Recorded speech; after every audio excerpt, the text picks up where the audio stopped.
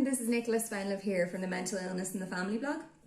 Today I want to talk a little bit about what happens when there is a conflict between your loved one with a mental illness and their mental health professionals. Where should you stand on that conflict? And I can only speak to my experiences here, but what I have found best is to be a neutral listener in those conflicts insofar as possible.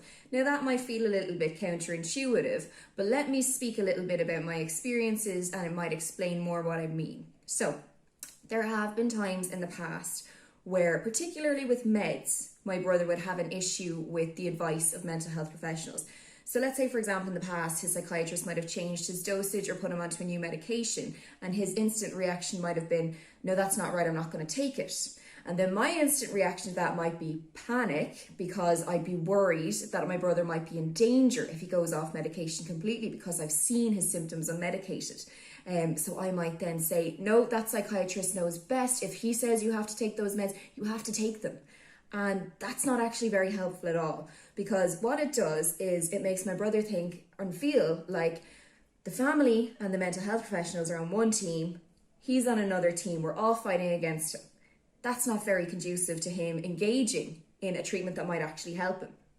The other end of the spectrum, there have been times in the past where my brother has said, I don't like this new therapist, I don't think they're very good at their job, I'm not going to go to sessions anymore. And I have jumped in completely in support of my brother without knowing the facts and have said, yeah, well, they sound like they're not very well trained at all, don't go to them anymore, let's ring them now and say we're not going to see them anymore.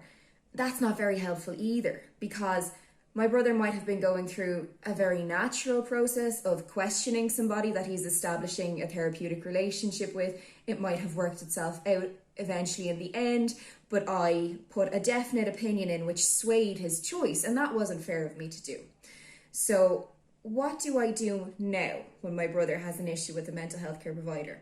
Well, let's say my brother rang me up today and said, I've been prescribed a new medication, I don't think it's working, should I stop taking it? What I would do is I would sit there, I would listen, I would write down what he's saying. I would say, tell me more about why you think it's not working, what sort of side effects is it having? I would document all of that.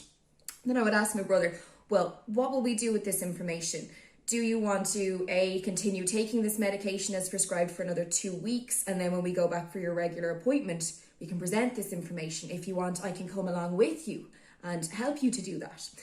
Or do you want to organise an emergency meeting tomorrow with your psychiatrist and show him all of this?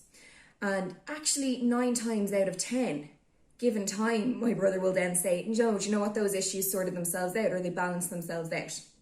So I just find that to be the best approach. It means that I'm not adding to a conflict where the conflict might have actually sorted itself out given time and due process.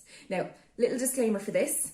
If I got wind that any sort of mental health care professional was acting in a way that was unethical or unsafe towards my brother, I would not be neutral. I would be straight in there to give my opinion. But that's a very different set of circumstances, and thankfully not one that I've come up against thus far. I'm really interested to hear your thoughts on this. Have you ever been in this situation? How have you dealt with it? Leave a comment. I love reading the comments all about people's different lived experiences, because I find we have some things so in common and some things are totally different to what I've experienced with my brother. And thanks so much for listening. This is Nicola from the Mental Illness in the Family blog. Speak to you soon. Bye.